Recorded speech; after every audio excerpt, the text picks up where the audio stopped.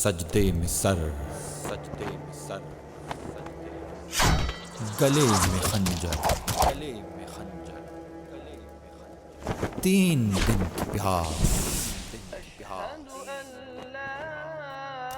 ایسی نماز پھر نہ ہوئی کربلا کے بعد۔ بسم اللہ الرحمن الرحیم۔ ہماری اس نشریات کا دوسرا حصہ بعنوان شان حسین، اور نشریات کا یہ حصہ شب عاشور سے متعلق ہے، اور تقریباً رات 9-9:30 بجے تک یہ نشریات جاری رہے گی انشاءاللہ، اور اس میں مختلف سیگمنٹس اس نشریات کا حصہ ہوں گے انشاءاللہ۔ اور یہ یعنی اب سے کچھ دیر بعد، اب جب مغرب کا وقت ہوگا تو شب عاشور کا آغاز ہو جائے گا، 10 محرم کی رات، یعنی ظاہر ہے کل کا دن 10 محرم کا دن روز عاشور، آج شب عاشور۔ داستان کربلا میں روز عاشور تو ظاہر ہے مرکزی دن، اس کے بہت سارے واقعات ہیں۔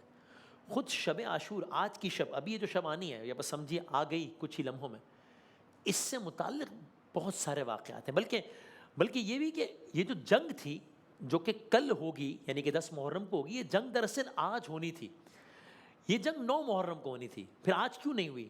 یعنی آج کا دن ہوتا، ورنہ جنگ کا دشمنوں نے اپنے عزائم اور اپنے ایکشن سے بتا دیا تھا کہ آج روز جنگ تھا۔ امام عالی مقام نے حضرت عباس کو بھیجا اور کہا کہ نہیں، ان سے ایک رات کی مہلت لو، کہو ایک دن اور یعنی لیں گے ہم۔ اور علماء کرام کہتے ہیں کہ دراصل امام علی مقام نے یہ مہلت لی نہیں تھی، یہ مہلت دی تھی ان کو کہ اب بھی سوچ لو، اب بھی دیکھ لو کہ کیا کر رہے ہو اپنے ساتھ۔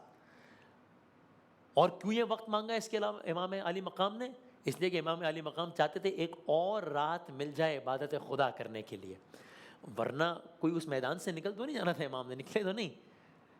تو امام علی مقام نے ان مقاصد اور اللہ جانے دیگر کن مقاصد کے تحت یہ پھر ایک شب کا اضافہ ہوا داستان کربلا میں۔ اب آج کی جو رات ہے، یعنی کہ شب عاشور، جس طرح میں نے کہا واقعات سے بھری پڑی ہے، امام علی مقام شب بھر عبادت خدا میں گزارے، اور حسین کی عبادت کے کیا کہنے ہیں، مطلب کیا کہنے ہیں۔ امام علی مقام کی دعاؤں کے مجموعے کو انسان پڑھے حیران رہ جائے، دنگ رہ جائے۔ مثال کے طور پہ دعائے عرفہ، روزہ عرفہ کی جو امام علی مقام کی دعا ہے بہت طویل، اس کا یہ جملہ میرے دل کو چھو لیتا ہے کہ اے اللہ، اس نے کیا کھویا جس نے تجھے پا لیا، اے اللہ اس نے کیا پایا کہ جس نے تجھے کھو دیا۔ تو اس طرح کی ایک طویل داستان۔ تو بہرحال اب آج کی شب مختلف مقامات پر مختلف واقعات ہو رہے ہیں۔ مثال کے طور پہ امام علی مقام یا خیام حسینی میں آج کی شب کیا ہو رہا ہے، یا آپ نے عقب میں کچھ خیام حسینی کے مناظر بھی دیکھے تھے۔ آج کی رات خیام حسینی میں کیا ہو رہا ہے؟ مائیں اپنے بچوں کو تیار کر رہی ہیں۔ کس بات کے لیے تیار کر رہی ہیں؟ کربلا کی مائیں اپنے بچوں کو کل جنگ لڑنے کے لیے تیار کر رہی ہیں، یہ خیام حسینی میں ہو رہا ہے۔ یزید کے خیموں میں کیا ہو رہا ہے؟ وہاں بھی تیاری ہو رہی ہے، وہاں سب جنگ کی تیاری کر رہے ہیں، تلواریں تیز کر رہے ہیں، کل جنگ کا دن ہے، کل حسین کے لشکر پہ حملہ کرنا ہے۔ ہاں، ایک کردار ہے وہاں پر جو اپنے آپ سے جنگ کر رہا ہے۔ کیا مطلب؟ اس کردار کا نام کیا؟ اس کا نام ہے حر۔ یہ اپنے خیمے کے بعد، اور یزید کے خیمے میں، اور یہ وہی حر ہے کہ جنہوں نے راستہ روکا تھا امام علی مقام کا، امام علی مقام نے ان کو پانی پلایا، پھر بھی امام علی مقام کا انہوں نے راستہ روکا، کربلا لے آئے، یہاں تک کہ یہ اپنے خیموں کے باہر ٹہل رہے ہیں، یہاں تک کہ فرزند آیا جناب حر کا ان کے پاس۔ حر کا بیٹا حر کے پاس آیا، بابا جان کیا معاملہ ہے؟ میں دیکھتا ہوں آپ کی کیفیت سارے لشکر سے الگ ہے، سارے لشکر سے عجب ہے، گویا کہہ رہا ہوں کہ سب تو کل جنگ کی تیاری کر رہے ہیں، یہ آپ کس جنگ میں مبتلا ہیں، آپ کس کشمکش میں مبتلا ہیں، آپ کا یہ کیا عالم ہے، آپ کیوں خیموں کے باہر اس انداز سے گھوم رہے ہیں؟ کہا بیٹا وہ سن رہے ہو خیام حسینی سے جو آوازیں آ رہی ہیں، ان کا اندازہ ہو رہا ہے؟ بچے پیاس سے بلک رہے ہیں، اس کا اندازہ ہو رہا ہے؟ شاید جناب عمر نے یہ بھی سوچا ہو کہ یہ تو یعنی یہ وہ خیام ہے، یہ وہ بچے ہیں کہ جن کے بڑوں نے کل میرے گھوڑوں کو بھی پانی پلایا تھا جب ہم سب پیاسے تھے، اور آج میرے اس عمل کی وجہ سے، یا جو بہت سارے فیکٹرز ان میں سے میں بھی ایک کنٹریبیوٹنگ فیکٹر ہوں کہ جس کی وجہ سے آج ان کے بچے بھی پیاسے ہیں۔ اب جناب حر ایک عجیب و غریب کشمکش میں مبتلا ہیں، یہاں تک کہ باپ اور بیٹے کا مکالمہ ہوتا ہے، اور وہ وقت آتا ہے آج کی رات کہ جب جناب حر کہتے ہیں، اب آپ نے دیکھا گفتگو کا انداز تبدیل ہوا، اب یہ حر سے جناب حر ہو گئے۔ کیوں؟ یہ ایک فیصلہ انہیں یہاں سے یہاں لے گیا ہے۔ اب یہ حر نہیں ہے، اب جناب حر ہیں. کیوں؟ کہا بیٹا میں نے فیصلہ کر لیا ہے. بابا جان کیا فیصلہ کر لیا؟ کہا بیٹا میں حسین کی طرف جاؤں گا، میں جنگ لڑوں گا کل، لیکن یہاں سے یہاں کے خلاف نہیں، وہاں سے یہاں کے خلاف جنگ لڑوں گا. اور یہاں تک کہ وہ موقع آیا کہ جناب حر نے اپنے فرزند کو لیا اور چلے خیام حسینی کی جانب. مجھے نہیں معلوم، لیکن مجھے یقین ہے کہ جب خیام کی طرف جا رہے ہوں گے تب کس کشمکش میں ہوگا ذہن کہ اب میں نے اس حسین کا سامنا کرنا ہے جس کے بچے آج پیاسے، ان میں ایک وجہ میں بھی ہوں. اب اللہ جانے جناب زینب کبریٰ کا سامنا میں کیسے کروں گا، کیا ہوگا، اللہ جانے میرا مقدر کیا ہوگا، مجھے معافی ملے گی، کیا ہوگا. قصہ مختصر، امام علی مقام کے پاس پہنچے جناب، اور میں اپنے الفاظ میں داستان کو سمرائز کروں. مولا اے آقا، کیا مجھ جیسے کو معافی مل سکتی ہے؟ امام عالی مقام کا جگر تو دیکھیے. کہا حر میں نے بھی تجھے معاف کیا، میرے اللہ نے بھی تجھے معاف کیا. کوئی سوال ہی نہیں کیا دوسرا کہ وہ کیا تھا، وہ کیوں کیا، یہ کیا تھا، یہ کیوں کیا، اب کیوں آئے ہو، اب کیا فائدہ، بات ہی ختم. اگلا جملہ سنیں گے. جناب زینب کبریٰ نے امام علی مقام کے ذریعے جناب حر تک سلام پہنچایا. کہا امام علی مقام یعنی جناب زینب نے سلام پہنچایا، بھائی حر تمہیں میرا سلام. بھائی کہا جناب زینب کبریٰ نے. اور پھر جب جنگ کا موقع آیا تو جناب حر سے پہلے ان کے بیٹے گئے میدان جنگ میں. قصہ مختصر ہے کہ جنگ لڑتے لڑتے زخمی ہوئے، اب بس وقت شہادت قریب ہے. اب جب وقت شہادت قریب ہے، جب حر کے بیٹے کو بھی، جب جناب حر کو بھی اندازہ ہو گیا کہ اب وقت شہادت قریب ہے، تو جناب حر دوڑے ہیں اپنے بیٹے کی طرف. جب وہاں پر پہنچے ہیں تو عجب منظر دیکھا ہے. کیا منظر دیکھا ہے کہ خود حر سے پہلے امام علی مقام موجود ہیں، امام حسین موجود ہیں وہاں پر. کہا مولا آپ نے کیوں زحمت کی، آپ یہاں پر کیوں آئے؟ امام علی مقام نے ایک جملہ کہا نہیں حر، یہ جوان بیٹے کا لاشا ہے، جوان بیٹے کی میت اٹھانا آسان کام نہیں ہے، اس لیے ہم تمہارے ساتھ ہیں. اس انداز سے امام نے ساتھ دیا. یہ الگ بات کہ اب سے کچھ ہی دیر بعد جب کل کے دن جب خود امام علی مقام کے فرزند جناب علی اکبر مقام علی اکبر پر شہید ہوں گے تو کوئی امام علی مقام کا ساتھ دینے والا نہیں ہوگا، کوئی دلاسا دینے والا بھی نہیں ہوگا. امام علی مقام کو اکیلے ہی وہ میت اٹھانی ہے، پھر خیمے میں لے کر جانی ہے. تو بہرحال تو یہ خیام حسینی میں یہ ہو رہا ہے، خیام یزیدی میں یہ ہو رہا ہے.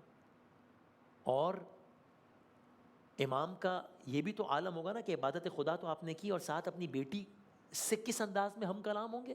شاعر نے اپنے انداز میں لکھا، عاشور کی شب ہائے سکینہ کا وہ رونا، اور سید مظلوم کا بیٹی سے یہ کہنا، تو روئے میں یہ دیکھ نہیں سکتا سکینہ، اچھی نہیں ہے بات نہ رویا کرو بی بی، پہلو میں کبھی ماں کے بھی سویا کرو بی بی. امام علی مقام بچی کو سمجھا رہے ہیں، بیٹا کیا ہوئے کسی شب کو جو ہم گھر میں نہ آئیں، تم ہم کو نہ پاؤ تمہیں ہم بھی نہیں پائیں، تڑپو گی نہیں درد سے وعدہ کرو بی بی، پہلو میں کبھی ماں کے بھی سویا کرو بی بی، بیٹھا کرو کچھ دیر چراغوں کو بجھا کر، سمجھا کرو اس خاک کو اے لاڈلی بستر، بالی کبھی یوں ہی نہیں پہنا کرو بی بی. اور آگے کہا کہ کچھ دیر کو یہ فرض کرو ہم نہ رہیں گر، باقی نہ رہے ہاتھ کوئی رکھنے کو سر پر، ماحول یتیموں کا بھی سوچا کرو بی بی. باقی نہ رہے ہاتھ کوئی رکھنے کو سر پر. کیوں؟ اس لیے کہ کل کی بات ہے کہ جب جناب مسلم بن عقیل کی شہادت کی خبر آئی تھی، امام علی مقام کھڑے تھے، امام علی مقام نے جناب مسلم کی اولاد کو بلایا اور سر پر ہاتھ رکھا.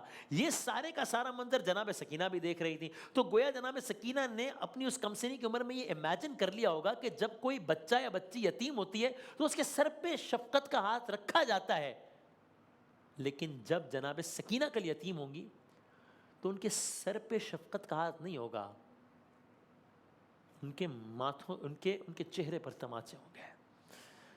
تو امام علی مقام اس لیے آج سے ہی کہہ رہے ہیں کہ بیٹا کچھ دیر کو یہ فرض کرو ہم نہ رہیں گھر، باقی نہ رہے ہاتھ کوئی رکھنے کو سر پر، ماحول یتیموں کا بھی سوچا کرو بی بی، عادت ذرا تنہائی میں رہنے کی بھی ڈالو، تصویر تصور میں اسیری کی بنا لو، آزاد پرندوں کو نہ دیکھا کرو بی بی، اصغر کو نہ مانوس کرو پیار سے اپنے، کیونکہ اصغر تو اب چلے جائیں گے، اکبر کی عروسی کے نہ دیکھا کرو سپنے، کیونکہ اکبر بھی چلے جائیں گے، صغرا کے قرین اتنا نہ بیٹھا کرو بی بی، زندان سے رہاں صدا آتی ہے اکثر، جیسے کہ سکینہ سے یہ فرماتے ہو سرور، اب ڈر سے لعین ہو کے نہ جاگا کرو بی بی۔